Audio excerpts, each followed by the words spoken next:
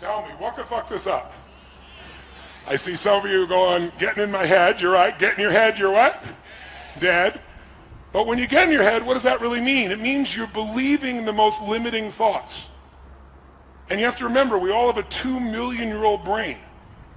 And it's not designed to make you happy. It's designed to make you survive. So it's always looking for what's wrong. Remember we played the game Look for Brown, and you all saw beige shit and called it brown just to feel successful? I said look for red. You saw burgundy. You called it red so you could get more scores. Whatever you're looking for, seek and ye shall what? Find. It says that in a very good book called The Good Book. And you don't have to be religious to understand this, that this is a fact of life. So if you and I are going to really take things to a different level, we got to see what could mess it up. So the mind could mess it up, but what aspect of the mind? What makes us start to believe those thoughts? What's the emotion that messes us up? What is it? It's absolutely fear. But there's more than this. Every day of our lives, we live in a world that is incredibly complex. It is no more stressful than World War II, when none of us in this room probably remember that time, but it looked like democracy was disappearing and the Germans were going to win at one stage. That's stressful. Being in a foxhole is stressful. You're not making as much money as you want, or being a little overweight, or someone calling you names online. That shit is not stressful. We're making it stressful. We've lost perspective. Who's with me on this? Say I. So what's really useful, I think, today is for us to figure out what messes us up. And one of the biggest things that messes us up is expectation. Right? What did we say the other day? Trade your expectations for appreciation, and your whole life changes. Because when you're expecting things and it doesn't happen, you get upset. So that first day also was all about, what if you lived your life and you made a decision? And the decision was, life is too short to suffer. It's too short to be stressed, pissed off, fearful, worried. Who's with me on this? Say I. But our minds, our survival software, is always looking for what's wrong. Our job is to create the happiness. And the only way you do that is you draw a line in the sand and say, I'm not going to suffer. I'm going to be honest. If I start to feel that stress, I'm going to breathe, and I'm going to realize we're the only creatures on the planet that can think a thought and become angry. Think a thought and become playful. Think a thought and be worried. Think a thought and feel loved. That's why we can change how fast? But you have to take control and train this brain. If you don't train this brain, it'll use you instead of you using it. You have to identify with your heart or your soul or your spirit instead of the brain. As I said, in China, the heart is the emperor. It is the highest energy. It's the thing that is worshipped, because when you were born, there was no brain. Your heart started beating and there wasn't a brain in you as a fetus. It has its own intelligence. It produces hormones that strengthen your bones. It is the strongest force in your immune system. This is the ticket. This is what we get caught up in. We want to use the head and heart together, and then we have the power of both of them. So to do that, though, we got to give up the expectation that people are going to behave the way we want them to. Because what are the chances, if your happiness is dependent upon everyone around you, your mother behaving the way you think she should, your father, your brother, your sister, your coworkers, your employees, what are the chances of everybody living the way you think they should? On a 0 to 100% scale, what are the chances? So why would we allow this to be? Because it's just a bad habit. And it's like my buddy Mike here with his daughter. Instead of trying to control her, he decides, I'm going to learn from her, I'm going to love her, I'm going to grow me. And that pulls her closer instead of pushing her further away. Instead of working on them, we're going to work on us. If I want to change you, the fastest way I can change you is change me, because we're in a cybernetic loop. If dad responds totally different than she can predict, she doesn't know how to deal with that anymore, now you have the upper hand. Now your love can penetrate her instead of the story in each other's minds. When he was talking to me on that first day about her, he was in his head. How many saw that? And then he left his head and got in his heart. And that's when he penetrated her. And look at mom over here smiling from ear to ear, going, nodding her head, going, yeah, that's cool. And look at Mike's big smile on his face, because he can feel the difference. So today we want to do our best to catch ourselves in our head, to get back in our heart. And then here's the biggest thing you need. You don't want to make the assumption that says, no, I've done 3 days and I'm done. This is the beginning, not the end. Who's with me on this? Say I. Now, it doesn't have to be the beginning with me. If you want to do more with me, come to Master University. Or you can go do it with someone else, but you got to keep growing. If you don't keep growing, none of this will matter. And you can have tremendous few months or half a year or a year, but why would you settle for 6 months because you went to the program? I remember one time I had a friend years ago, really good friend of mine, and he came to this seminar, and he loved it, and he was on fire, and he went back and he lost 32 pounds, and he changed his business, got closer to his wife, and then he ran into some challenges in one of his business, had two businesses, one of his businesses, and then their kid had some challenges, and he and his wife got stressed about it, and they started being stressed with each other in reaction to the environment. And so, it was like 6, 7, 8 months in, and I remember him saying, hey, Tone, I love that seminar, but dude, it didn't last. It was great for 6 months. I said, asshole. I said, who made you think you could do something for 3 days and it would even last 6 months? I said, do you think I just did 3 days and I've been this way for the last 40? No, I said 40 years ago I started a journey that has never ended. And so we need a daily practice, right? Who's up for it here? Say aye. And so I want to show you how I do this for me, and I want you to create your own system based on it. So if you and I are going to get lasting results, you got to do some things regularly. The first thing, and I call this immersion coaching, the first thing that I do still myself is I schedule myself at least twice a year, sometimes 3 times a year, to go to an event of some sort where I can make myself better psychologically, emotionally, relationship, finances, something. I call it an event blast-off because most people learn a language in high school and college. Who learned a language in high school and college? Let me see your hands. How many of you don't speak a fucking word of it now? Let me see your hands. What happened? You spent years, but you did it 1 hour a day, 5 days a week. Immersion is the way to learn. When you're breathing like we're doing here all night, all day, it's not comfortable, but it's unbelievably fulfilling. How many are experiencing it right now? Say aye. You got to get over your mind going, I can't do this, it's too hard and all that shit. You got to push yourself through when you feel exhausted and say, there's a second wind in me, I'm going to find it. But if you go for immersion, you will master things 10 times faster than you will doing an hour a day or once a week or something like that. I mean, think about it. This seminar is 50 hours over the course of the weekend, 4 days. It's a lot of hours. I can make this so much easier. Let's do an hour a week for a year. We'll get 2 weeks off, it'll be easy. Would we get the same result, yes or no? No way. So I'll give you an example. My wife and I, and we have an extended family member of mine named Mary, and Mary, the three of us travel together. Mary's my right arm. And so I drag Mary with us too because she's part of our family. We just recently finished A Date with Destiny, which is my most powerful seminar. It's 6 days and nights, and it's an experience of some grads of Date with Destiny, cool. But it's one of my favorite things to do on earth, but it's not an easy thing on my body, as you might imagine. And it's incredibly fulfilling, but at the end of it, my body is complete toast, as you can imagine. And we were in Australia, in the Gold Coast, and I scheduled already some Aussies here, huh? Nice to see you guys.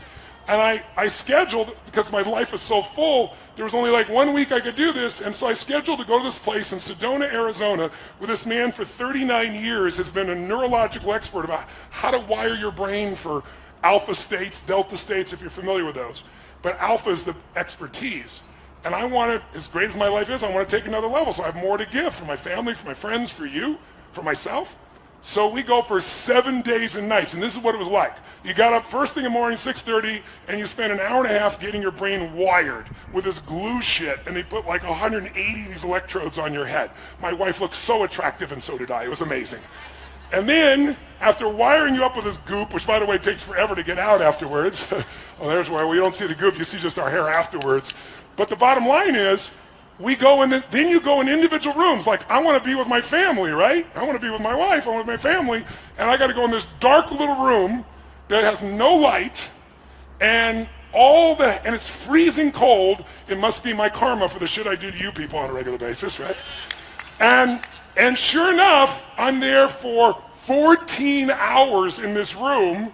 You get 1 break, sometimes 2, run the restroom, and the entire time you are learning to think, and how you think, these electrodes create sounds. And you learn how to put yourself in the zone of alpha. But it's a bitch. It's horrible. terrible. I wouldn't recommend it to anybody that wants easy experiences, but I'd recommend it to anybody that wants to grow immensely. And by the first day, I'm like, who do I got to shoot to get out of this thing? Oh, it's me. I'm the one that did this shit. Right? But by the end of the week, all three of us were able to go into this state of alpha. And if you're familiar with alpha, the best way I can describe alpha is there's no problem that can't be solved in alpha. Because every problem that we have was created by us. Destruction of the environment to the pissed offness that you may have. And since we create the problems, any problem a human creates, we can solve. But you can't do it with the same level of thinking that got you there. So there's a science of it, and you can't cheat. This thing measures you. And then you take this frickin' test with 300 questions 3 times a day, the same effing test. And it takes forever. And while you're answering it, these electrodes are seeing what you're doing. And then the guy sits down with you, and it's called sigmas, and he goes, well, this is 2 sigma, this is even, this is 10 sigmas. And the more sigmas is how far you are off from what you wrote from what was really going on in your nervous system. So it's like, said something to me like that I was demanding. I'm like, what the fuck? I'm not demanding. What are you talking about? Right? But I guess I was, right? And you learn then how to let go of those old patterns, create new ones. So my point is, I'm doing okay in my life. I'm not exactly hurting. I'm having the most beautiful life I could possibly have, a beautiful mission, a beautiful family, beautiful children, grandchildren, beautiful experience to live in life. And yet I'm not willing to settle for that because I'm here to deliver more for everyone I love, including myself. And so what I do is I schedule it. Because listen to me, when you talk about shit, it's a dream. When you envision it, it's exciting. When you plan it, it's possible. When you schedule it, it's real. When this event became real is when you enrolled yourself. Before that, it was an idea. And there's lots of people who intended to be here, but they never locked it in. So I lock it in advance, because if I hadn't locked it in after Date with Destiny, there's no way I would have got on a plane, flown all the way there, and then put myself in a room for 7 days and nights. But I'm grateful I did. And I only did it because I already locked it in place. So I encourage you, number one, figure out at least twice a year, what are you going to go to that's going to make you grow and expand? How many of you feel like these last couple of days have been some of the most growth you've had in a couple of days here? Say I. Then why settle for this one time? Again, I'm happy to do it with you. I have other programs if you want to come, but you're not limited to me. I don't care where you go. But before you leave here, you should schedule what's next. Do you know why? Because how many were looking forward to this for a long time and very excited about this? I'm curious. How many were quite scared about this shit, by the way? I'm curious. But here's what's interesting. After you achieve a goal, have you ever done this? Worked your ass off, achieved a goal, and you feel good, and then there's kind of a drop. Because we need something compelling to be going after, so we keep growing. So I always, right before I achieve a goal, I immediately set what the next thing is, and I lock it into my schedule, because otherwise there's that drop. And if I have the next thing, it's like you're going from peak to peak, as opposed to peak to drop to peak to drop. How many follow what I'm talking about here? Say I. And the other thing I've learned, I taught this to all my children. And one time my daughter was talking to me and she's like, Dad, you're so brilliant. And I said, you're absolutely right. And I said, honey, I am a smart human being. I've worked hard to be a smart human being, but probably my greatest gift is I do not let opportunity escape my grasp. If there's an opportunity and it scares me, if there's an opportunity and I don't have the time, if there's an opportunity and I don't have the money, in the early days of my life, all three of them, I didn't have time, the money, and I was fearful. I make myself do it because I know that if I don't get myself to do that, I'm not going to keep growing. My teacher, Jim Rohn, used to teach me this. He said, Tony, if you really want to have an amazing life, you got to learn to stretch yourself. I said, well, I do stretch myself. He goes, well, let me give you my philosophy of stretching. He said, stretching means if you find yourself saying I can't do something, then you must say I must do it immediately and do it with no hesitancy. Because if you hesitate, it's like the firewalk. If you went up to the firewalk, most of you got up there, made your move, and rocked. Some of you got up there and were like, fuck, oh, shit, oh, what am I doing here? And the longer you wait, the what it is, harder it is. So you just train yourself to just do it. Instinctively push yourself. So if I say I can't, then I must. Now, when he first told me this, I said, well, if I can't, I must. If I can't jump off a cliff, then I must. He said, no, be intelligent. But he said, if you find yourself saying, I can't do something, I don't want to do something, but if you made yourself do it, you're going to be a better human being, then you must do it. Don't hesitate, do it immediately. And so some people say, well, that's not a very safe life. That's not a very secure life. If you want security, go to prison. If you want freedom, this is how you live, right? So once you've got events where you're going to make huge growth, The next thing you want to do, throw it up to number 2, is you really want to get yourself a coach or a mentor. Why do you want a coach or a mentor? You're smart. Well, I got a series of mentors. I've got 3 men in my life who are the smartest humans I know, some of the most successful people in the world in business, spiritually, emotionally well-developed. They're 18 to 20 years my senior. And guess what? I come to them all the time for accountability and feedback. Because as much as I know to drive myself, you don't do brain surgery on yourself even if you're a brain surgeon. Does it make sense?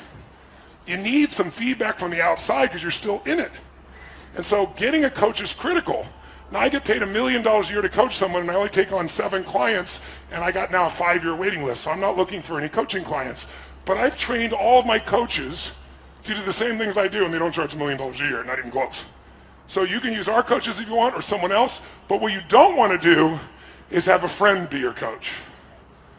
Why? I'll give you an example. A few years back, I was on this talk show that's in the morning. I won't mention the name, but it has a bunch of ladies. What's the name of it? The View. That's right. I won't mention it.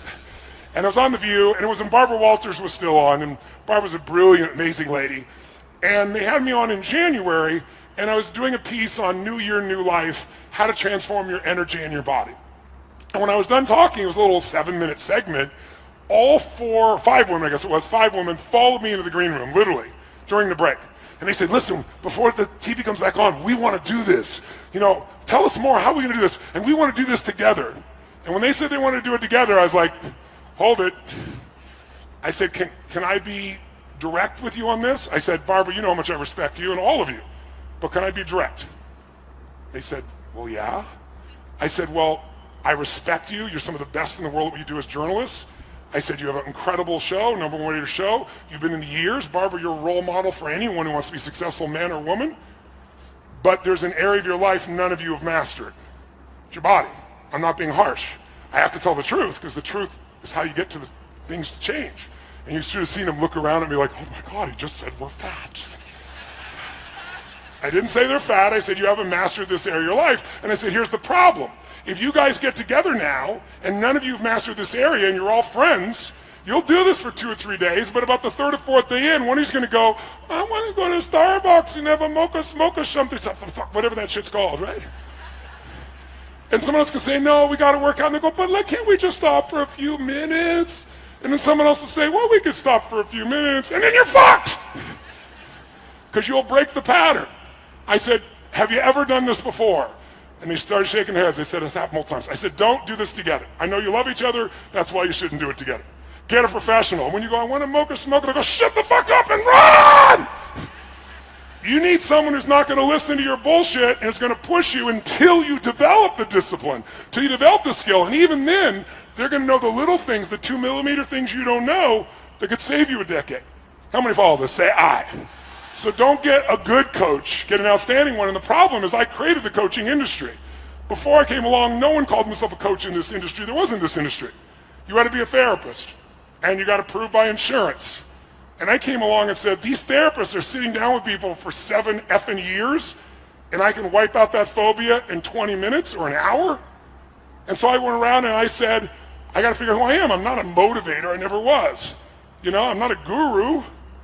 What am I? And I thought, well, as an athlete, who influenced me the most were my coaches. And many of them were not as good as I was, but I'm in the game. I'm in the forest. They're outside of it. They could see things and give me cues, and they cared about me. So I said, that's what I am. Forget athletics. I'm a coach. I love people. I'm not better than they are, but I'm going to see things they can't see because this is my focus. Right? And so I did that, and for many years I called myself a coach. No one did. I remember I was on Larry King Live, and I just started coaching President Clinton, and he goes, what is this coaching thing? You're not a coach. You don't coach athletes. I said, well, actually I do. But I said, no, here's what I mean by coach. And I was about to give it up, and like within the next 6 months, everybody was a coach. Therapists started calling themselves coaches. Financial planners started calling themselves coaches. It became a term of art. Now I hate it. You know why? There's no standard. Right? Anybody can say they'll call themselves a coach. Anybody go out there and do it. They go to some class. Some idiot teaches them 3 skills. They've never produced a fucking result in their life, and they're a coach. So I feel like I created a bastard industry. And so like any industry, there's good and bad. you got to find somebody who's outstanding. Don't settle for somebody who's good, and don't settle for somebody because you like them. Because liking them is a nice thing. You need somebody who has the skill to get you there. Who's with me on this? Say aye. And why do we want to coach? So you measure at least twice a month, some of you 3 times a month. Because if you don't measure, you can't manage what you don't measure. Does that make sense? And you got to measure it, and it's easy with your children, with your life, with your businesses. You're going to get caught up. You need somebody helping you to stay on target for what you want for your life. How many follow? Say aye. And it's cheap. Most coaching is inexpensive, and the people that overcharge, don't go to them. But get somebody who's really great. And then finally, thirdly, and this is what I want to show you this morning, you need a daily practice. And a daily practice that's going to put you in the best state possible regularly. And so there's 2 parts of the daily practice. One is you want to feed your mind every day for at least 30 minutes. And when I say feed your mind, my teacher Jim Rohn used to say, miss a meal, but don't miss reading for 30 minutes. And I don't mean reading the web or your social media bullshit or Twitter. I mean reading a real book that you've selected because it's going to make you grow spiritually, mentally, emotionally, financially. Something that makes you think, something that gives you a strategy, not some cute little blog post that you can read in 5 minutes. I mean something that's going to make you not be mental candy, something that's going to produce a different result. Because our lives are the result of the input. Input a bunch of garbage, you get garbage out. So I would never miss reading, and then I started listening to audios when I was really young. And the great thing about audios is you can do what I call net time, no extra time. So the biggest challenge we have is, when am I going to read? When am I going to do this? When am I going to do all these things? The answer is, it doesn't take any extra time. If you use net time, you can do it while you're cleaning the house, while you're working out, going for a walk. When you're driving in your car, should be your new university, where you're feeding your mind. Because if you don't feed your mind, weeds grow automatically. You don't have to work on growing weeds. They're going to be there if you don't do something to replace it. So every day, 30 minutes of either audio or a book, something that's going to make you grow. It'll feed your mind. It'll keep the momentum going. So this won't be just the one burst. This will be the one that got you going. And then you keep the momentum by doing this. And then finally, and most importantly, many people, the most silly question I'm asked in the media all the time for 40 years is, don't you have bad days? Don't you get upset? Don't these things happen? Well, of course, but I said I don't stay there. I've trained myself like an athlete trains their muscles. I've trained my emotional muscles, which, by the way, I think your emotional and spiritual muscles are the most important ones. Courage unused, does it grow or shrink? Which one? Faith unemployed, unused, does it grow or diminish? Diminishes. Passion unexpressed, does it expand or shrink? So the most important muscles that change your life are those mental, emotional, spiritual muscles. If we develop them more, we're going to experience more. So the way I do that is through a process I call priming. And this is the part that I really want you to get, because it's really simple. Most of us, have you ever seen someone do something and thought to yourself, what the F is wrong with this idiot? Who's ever had that thought? How many of you ever done something yourself and thought, what the F am I doing? Okay? Many times we think we're thinking our own thoughts when we're not. We've been primed by the environment to think a certain way, and we don't even realize it. Now, sometimes that's done consciously by marketers or advertisers. That's a simplistic example. But a more powerful example is what happens in your daily life. So let me give you a couple examples so you become aware of the power of priming, and then I want to show you how you can consciously prime your own mind and body and emotion so you naturally go where you want to go as opposed to hoping you go there. So some of the studies on priming have shown that what you think are your thoughts actually got there because something in the environment that you're no longer noticing. So an example of this would be, they did a study, and they took 2 actors, and they both approached 100 people each, and the actors were designed to do the exact same thing. They walk up to people, they have the same facial expression, and they'd say, well, you're sitting there, excuse me, could you hold this for me for 1 second while I grab my phone? And they hand you this cup of coffee. And then they reach in their pocket to get their phone for 2 seconds, and they put it back real fast, they go, thank you so much, and they take it back.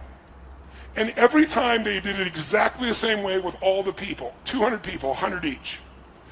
Each person did 100 people, but 50 of those people they gave hot coffee to. 50 of the people they gave iced coffee to. Now listen to this. This is mind-boggling. After 35 to 45 minutes roughly, A person walks by outdoors or at the mall, wherever they did this. They have a checkboard, clipboard, and they go, excuse me, we'll give you $20 if you'll give us 3 minutes of your time to read these 3 paragraphs and answer 2 questions. 95% of people do it. $20, 3 minutes, I'll do it. And they read these 3 paragraphs, which is this story about this main protagonist. And then the 2 questions are, tell us what's the first emotion that you link to the main character, and what's the second one? Those are the 2 questions. When they do this with people they handed hot coffee to, 80% of the people, 81% to be exact, roughly 81, say that the person they read the story about is generous and warm. Sometimes they add the word loving, but generous and warm is always there. The people who had the exact same presentation 34 or 40 minutes earlier who were given iced coffee, 80%, there's a 1% difference, which is statistically irrelevant. 80% of them say the person is cold and uncaring. And the only difference is 35 or 40 minutes earlier, somebody handed you a hot or cold cup of coffee. That's wild, isn't it? I'll give you another example. In America, many of you, there's 72 countries here, but in America, a lot of people see individuals that come from Asia as being superior in science and math. And there's a different mindset in those countries about science and math. And when those people come here, they work incredibly hard, they're incredibly focused, they believe, and the belief structure is they do really well if you're Asian. Now, in our culture, in the past, many times people have been focused on the fact that if you are a man, you do well with math and science, but if you're a woman, it's just not your cup of tea, you're not quite as strong in it. And there's no basis for that whatsoever, but it's a cultural anchor that people have begun to believe in. So here's what's interesting. They took the math part of the SAT test, and they took a group of women at Harvard, and all they did to change the test is change the first question of the test. On half the test, they said, what's your gender? On the other half the test, they said, what is your nationality, right? What's your ethnicity? Well, interesting. When they're asked what their sex was, and they're all women, they performed 11% lower. And if they were asked, what is your ethnicity? And they said Asian, they were 11% higher, a 22% difference between the two. And the only difference was the first question that was asked. Because it primed you either for your higher level of skill based on your conditioning or a lower level of skill based on social conditioning. How many follow? Right? There's a million studies like this. Another interesting one that's really simple is they did an ad where they show the IBM logo and the Apple logo, and they also did this with the commercial. I don't know if you remember the commercial Think Differently that Apple made years ago. So I had people watch the commercials. In both cases, afterwards, they were given a creativity test. The people that watched the 30-second Apple commercial versus IBM scored 20% higher consistently across the board, and all they saw was 30 seconds about thinking differently. That is the power of priming. So my point is really simple. If you're going to get the results that you deserve and that you want to prime yourself for success, prime yourself for love, prime yourself for courage, rather than hope that you show up that way based on the triggers of your environment. Does this make sense? And so I prime myself every single day for a minimum of 10 minutes. It's the first thing I do in the morning. And I'd like to show you how I do it and have you do it so you can have a daily discipline. And if you do this every day, if you keep once or twice a year, get yourself to an immersion experience that makes you grow. You get yourself a coach where twice a month, 30 minutes even, you're just staying on target and measuring. And you read 30 minutes a day or hear an audio 30 minutes a day and you start with priming, then this won't be a 3, 6, 12-month thing. This will be a lifetime thing. Does that make sense? So you're not going to get a lifetime results unless you're lucky by one experience, but you can certainly have it if you use this as the blast off, and then you have a daily discipline to keep the momentum going. So how are we going to prime? Well, let me give you a story first, a simple example first with one of my boys. My second youngest son's name is Josh. Love him to death, amazing kid. And Josh came to live with me when he was 5 years old. Remember I told you I was 24, and instantly I got married to a woman I'd been married twice before with kids from 2 different husbands, and she wasn't living with her kids.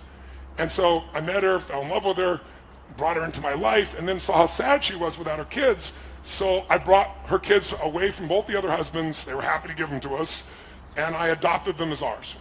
And so I'm 24, and I got a 17-year-old son, because she was 13 years my senior, an 11-year-old daughter, a 5-year-old, and one on the way. Well, Josh was the 5-year-old. And Joshy is just such a sweet, really incredibly great kid. But one of the challenges for Josh was he was afraid to even walk down the driveway to get to the bus. I'm Mr. Fear and the power rip shit open, and my son can't walk down to the bottom of the street. And so I had to kind of try to figure out how to deal with this, how to figure it all out, and to figure out what I was going to do to try and make this thing happen, to make it change. And so one of the things that happened was I started to realize that I needed to train his nervous system to have courage. Instead of hoping it showed up, I got to really train it. And I started doing these things with him, and I watched him before my eyes change. He became more confident, became more strong. And all it was doing was getting to program his own mind, prime himself. Just really simple little things to do. And then one day, Josh came home, and he was laughing uncontrollably, and like over nothing. And then I came in the room, and there was a new friend with him. And this kid, do you know anybody that's not really funny, but they think they are? I don't even know something like this. Somebody who cracks themselves up, you know what I mean? And this kid was cracking himself up. He wasn't funny, but he laughed so hard, I found myself laughing at his silly jokes, right? And Josh was laughing so much. So when he left, I said to Josh, that kid, he's your friend? I said, make him your friend for life. He goes, why, Dad? I said, because if you hang out with him, who you spend time with is who you become. And when you're around him, you're so much more playful. You just have so much more joy. You have so much laughter. And that young boy, my son is 36, and I have 3 grandkids with him, and his best friend is still that young boy who's now also 36 years old. And Josh is, let's give him a hand for that. Absolutely. I'm your darling to enjoy the party. Don't get too excited, cause that's all you get from me. Hey, yeah, I think you're cute, but really you should know. I just came to say. And to this day, Josh is funny as shit. When he was a little kid, like 7 or 8 years old, he stole this dirty jokes book and memorized every frickin' joke in the damn thing. And he got so much reward for it, and his buddy was like that to this day, if I want to laugh, Josh is my partner in a couple of my companies, and he's not my partner. I have 4 kids. None of my others are partners with me. I love them all equally, but he shows up differently. And part of it is things that stress other people out, he breaks the pattern with his own laughter. And it's beautiful to be around him. Great time. And he primed them. So I'll give you another example of priming. When I first started my Date with Destiny seminar decades ago, I did the seminar in my own house at a place called the Del Mar Castle. And there were about, 38, 39 people at the seminar. It's a little different now, as you can see. And I was delivering like my heart and soul into this particular program. And gradually I started looking around and going, man, I can't keep doing this in my house. There's not enough room. When we got to 100 people, I had to move it. But I wanted to keep it in I lived in Del Mar, California. It's on the beach. And I thought, well, there's a hotel on the beach. And it's a really nice hotel called Le Berge. And we'll go down Le Berge, we'll do it there. And they have a room that'll hold 150 people, which is a giant seminar for me at those days. And what I didn't count on, I thought, this is great. People work on their beliefs and their goals and their values, and they go outside and they can sit on the beach during the breaks, breathe the fresh air. But what I didn't think about is right there in Del Mar on the beach, there's a train station. And so somehow my little brain didn't figure this out till it was too late. I'm in the middle of the seminar, and someone is sharing this emotional experience. This woman was raped, and she's going through it all, and I'm stepping in to help her, and all of a sudden and you hear this freaking train whistle. And they do it like 5 times so nobody misses the train. And so every time I start talking, interrupt it again, and people are getting pissed off. And it was happening so often because there's so many trains that at one point I realized I know the schedule when everybody will be pissed off. 8:30 a.m., 10:15, 11:30, 12:10, they're going to be pissed because the train's going to come. So I turned to the audience and I said, we kind of have a schedule for being pissed off right now, and I'd like us to train ourselves to feel differently. How many of you have something in your life or someone who can trigger you at times, annoy you? It could be a family member you love, but they have this little thing they do. It could be a husband or wife. It could be your kids. It could be a coworker. How many got one of these? Say, aye. I said, what if we trained ourselves so the same stimulus that was making us angry, we trained our nervous system just using basic science, neuroscience, train our nervous system so the same stimulus makes us feel great. And people looked at me like, this is bullshit. What are you talking about? I said, here's what I want to do. Since the train's going to come a dozen times a day and we have 3 more days together, perhaps we should enjoy the train. How many of you, when you were a kid, when you heard a train, you wanted to see the train and maybe count the number of cars or run down and be close to it? How many were excited when you saw a train? Raise your hand, say aye. Now you're on the way to work or a meeting and a train comes and it's in your way. Frickin' train! I'll give you a clue. The train didn't change, right? So the question is, I said, what if every time the train comes, we train ourselves to celebrate, to feel good, to enjoy? And I said, so here's what I'm going to ask you to do. Every time we are trained, I don't care if you're in the middle of the most important conversation of your life. I don't care if we're doing something what you think is so important. I don't care if you're tired.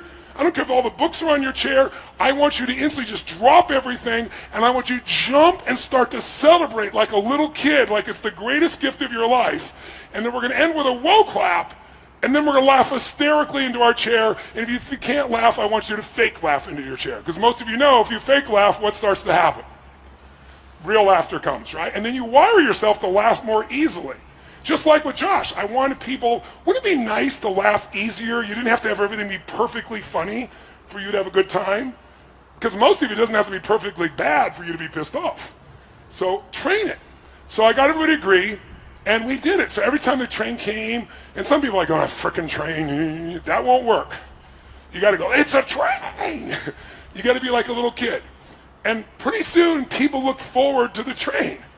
And by the way, would this be useful to train yourself around a person in your life or a situation, yes or no?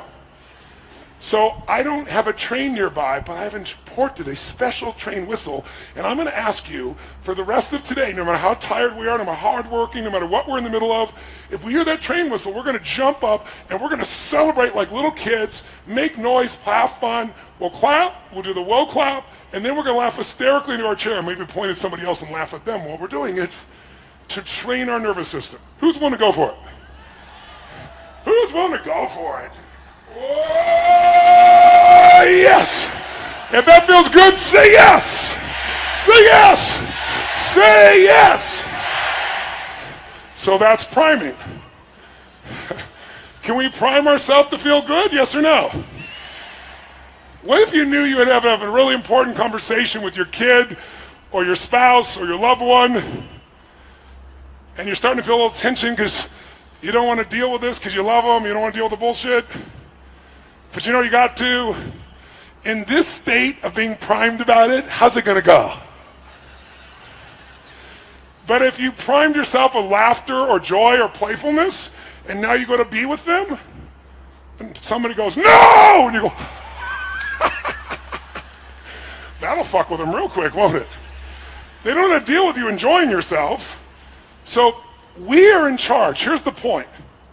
Life changes the moment you make the decision that you're 100% responsible for your experience of life. Not responsible like a heavy, response-able. If you're responsible, you're able to respond. You can only respond and be able to do that if you own yourself. And if you know people can do anything, but still you're the authority of what it means to you. You're the authority of your own emotions. You're the authority of your own actions. Who's with me on this? Say aye. And blaming other people, which the human mind is always looking to do, will never make you happy, never make you fulfilled, never bring you closer to people, never make you grow. So when you're willing to take that level of responsibility where you're like making judgments and you go, oh, that person's such a bullshitter, such a liar. One of the things I always do is I do a reversal in my head and go, you're such a bullshitter, you're such a liar. No, I'm not. Where are you a bullshitter? Well, I did bullshit about that once.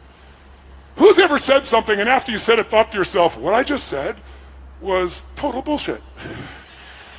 How many of you ever thought this? How many of you ever heard someone else say something and thought to yourself, what they just said is fucking bullshit? See, if you can see it in someone else, they can see it in you. Better to just own it and let go. Because that's what the mind does. If we let the mind run us, we're going to have a tough time. This mind serves me. I don't negotiate with it. Remember I told you? I don't say, well, I'll do this. Well, maybe we could do it. Maybe we'll jump in the water now. It's like, it knows I'm not here to negotiate. When I say it, we do it. That's what we want to train ourselves to do today. Who's up for that? Say aye. So the first step to that would be priming. So let me show you exactly what I do for 10 minutes. By the way, my son, people have around him enough, he laughs so much, he is a priming to other people when he shows up in the room. Because they're around Josh enough, and they know at any moment Josh could crack them up. And there's an unconscious anticipation of it. Does that make sense? So even if something's stressful, they're almost on their edge that Josh is going to do something of this nature. It's an incredible skill. It's an incredible gift. So here's how I prime myself. I do 3 things. First, before I do the 3 things, whenever you want to make a change or improve something, the first place you want to improve it is in your mental, emotional state. If you do something from a pissed off state, from an exhausted state, from a frustrated state, from a weak state, it won't matter what you do. The thoughts are weak when you're in a weak place. The actions are weak. So the first thing we're going to do is I'm going to show you a simple breathing pattern. And the breathing pattern, if you're familiar with yoga, it's like breath of fire. It's similar to breath of fire. And it's a movement. And what it's going to look like is this. You're going to sit up in your chair with energy. I'll show you what we'll do, and then we'll do it. We're going to raise our hands up as we take the air in, and then you're going to blow it up. Only you're going to blow it out your nose. Now to do that, if there's anything in there, it may show up coming out of your body. So if it does, just wipe it on your neighbor. It's not a problem whatsoever. So if you do have some Kleenex, you might want to grab your Kleenex if you've got some, just in case something happens, because you're going to be blowing out that nose strong. In fact, if you have some tissue or a sleeve or something, now's the time to use it. So here's what you're going to do. You're going to take the breath in. Your hands are going to go where? Up. And then as your hands go up like this, and we're going to do that over and over again for 30 breaths. I'll count them. We'll do 3 sets of 10. You're going to do this with your eyes closed. Then you're going to drop your hands down, palms up on your weight, on your legs, and you're just going to feel whatever you feel. You might notice some tingling. You might notice a sense of peace. You might just feel relaxed. And then we'll do another 3 sets of 10, another 30. We'll relax, and then another. So we're going to do 3 sets of 30.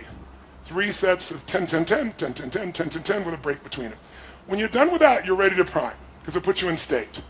Priming is 3 actions. It's done in 10 minutes. You can do more than 10, and many of you will enjoy it so much you'll go longer. But the reason I do 10 minutes of priming is I wanted to come up with a daily discipline there was no excuse not to do. If you don't have 10 fucking minutes for your life, you don't have a life. Who's with me on this? Say aye. And by the way, when you get on the airplane, what's the first thing they teach you when they get on the airplane? They say, okay, here's how to put on your seatbelt, as if you don't know. And then they say, in the result of a loss of oxygen, what's going to happen? These masks are going to drop down, they have oxygen, and the first thing you do is grab it and put it on your child. It's the first thing you got to do. Is that what they tell you? What do they tell you? Put it on yourself, you selfish bastard. What are you talking about? Why do they tell you to do that? Because if you don't take care of you, you can't take care of them. And what a good metaphor for our lives. Yes, give it up for that piece as well.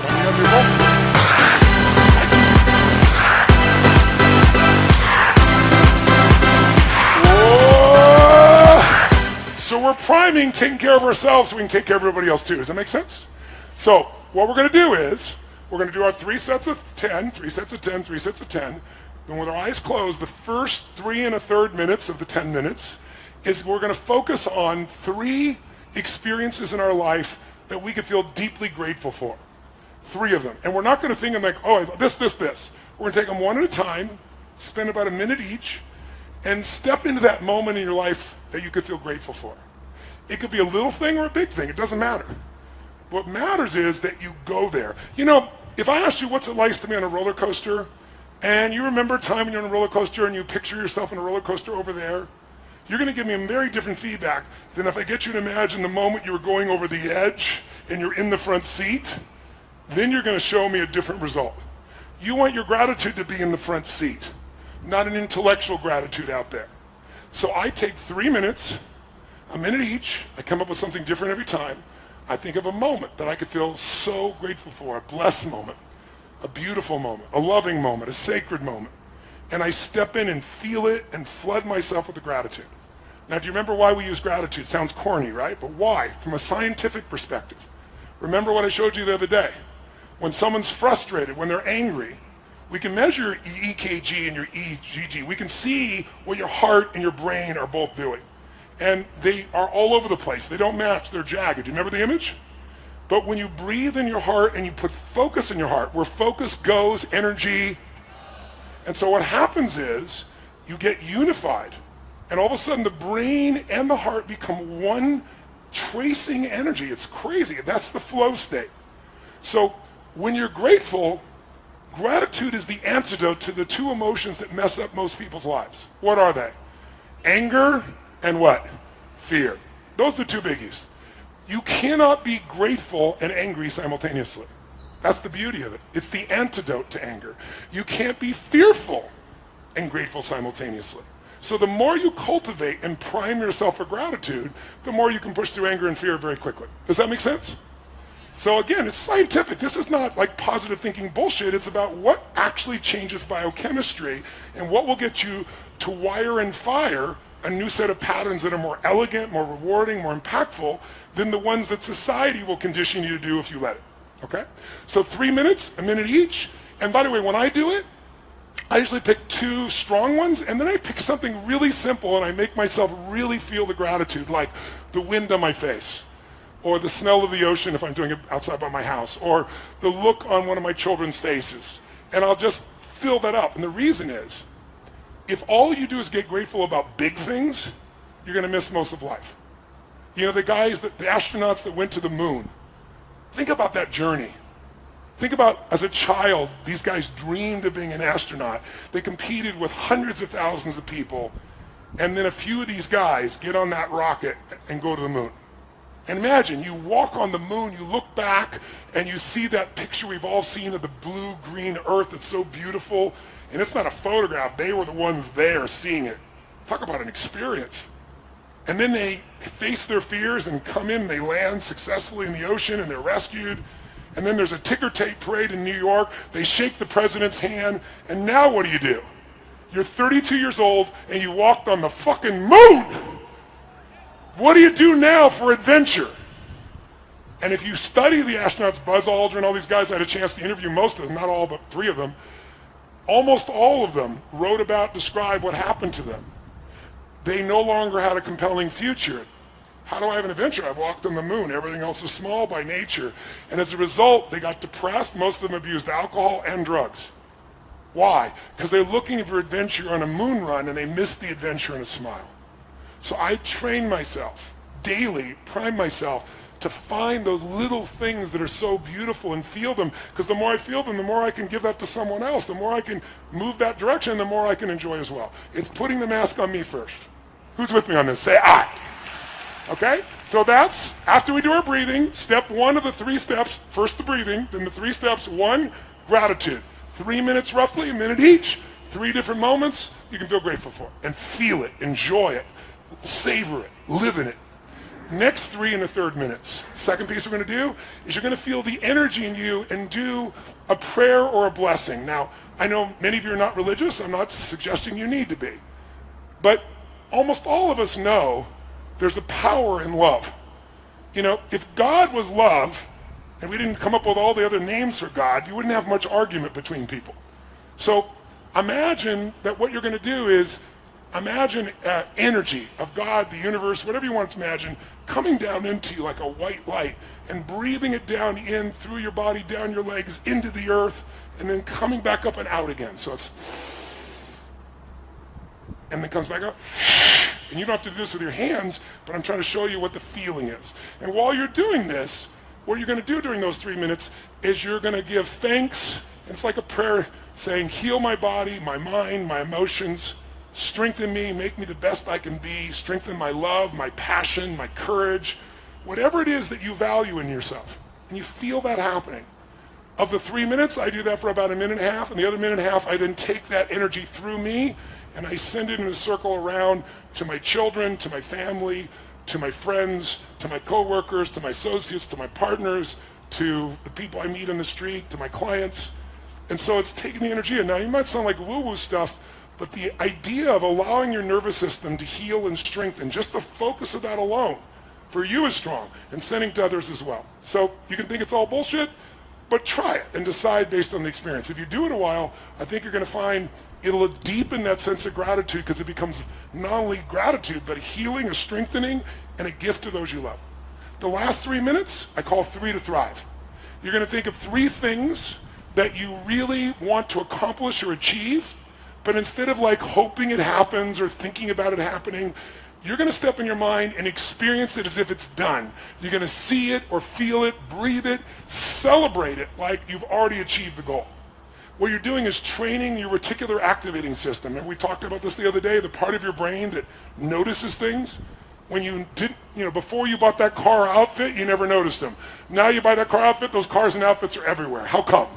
Because your RAS, now that you own one, says this is important. I need to pay attention to this.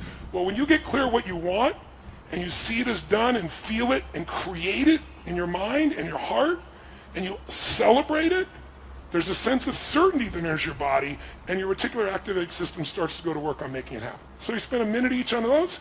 So basically 3 minutes each, 3 1/3 minutes each, and we're done. All right?